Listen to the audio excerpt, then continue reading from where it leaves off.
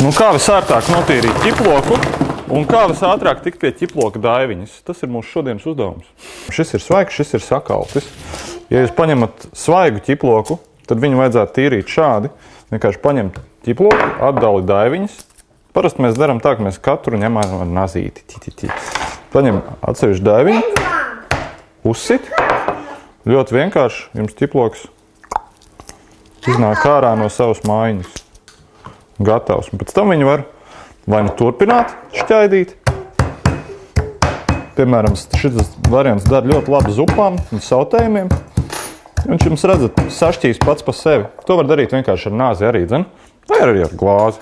Un tad ir otrs variants, kas ir sakaltušais ķiploks, kas jau ir grūtāk, jo viņam miziņas nāk nost vieglāk it kā.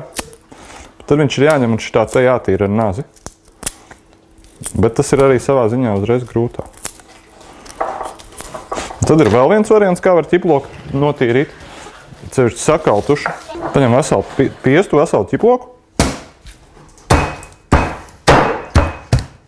Redzat? Un vienkārši namām ārā. Hopā. Un tā mēs varam uztaisīt ķiplokeļu. Piemēram, paņemam ķipļokus. Ieliekam ķipļokus piestā un pieliekam eļu, mazliet sāli.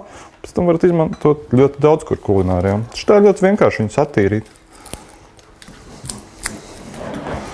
Nav katru jāķimerējās, kā es darīju pirms tam. Tad ņemam sāli, uzberam virsū. Sāls sakošoties ar ķiplokiem. Nu kā, sāls ir tāds robusts. Viņš sakošoties ķiplokiem ātrāk iznāks ārā eļļa, jo ķiplokos pašos arī ir daudz eļļas, kā jūs redzat. Sula un eļļas uzreiz reaģē.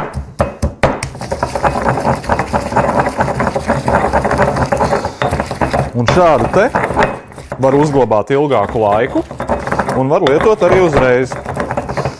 Var lietot vienkārši uz maizēm, uz zupās iekšā, picās, viskaut kur. Un tad paņemam vienkārši olīveļu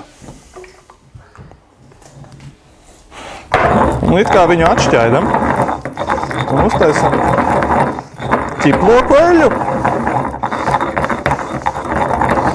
Šādus var nopirkt arī par dārgu naudu jau gatavus veikalā.